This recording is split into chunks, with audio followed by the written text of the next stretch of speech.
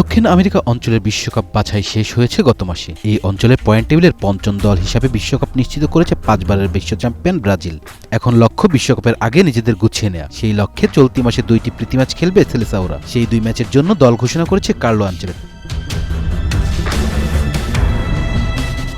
বিশ্বকাপের আগে খুব বেশি সময় পাচ্ছে না আনচেলত্তি, তাই প্রস্তুতি স্বার্থে চলতি মাসে এশিয়া সফরে আসবে ব্রাজিল। আগামী 10 অক্টোবর দক্ষিণ কোরিয়ার বিপক্ষে প্রথমে খেলবে সেলেসাওরা।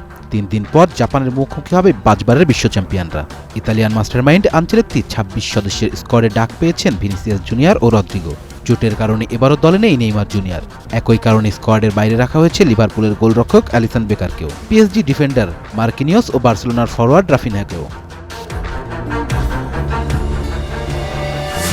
বিশ্বকাপ বাছাই সবশেষ 2 ম্যাচে ছিলেন না রদ্রিগো আর ভিনিসিয়াস। রদ্রিগোকে ফেরানো নিয়ে আনচেলত্তি বলেন, রদ্রিগো ফিরেছে কারণ সে বেশি খেলার সময় না পেলেও যতবার মাঠে নেমেছে খুব ভালো করেছে।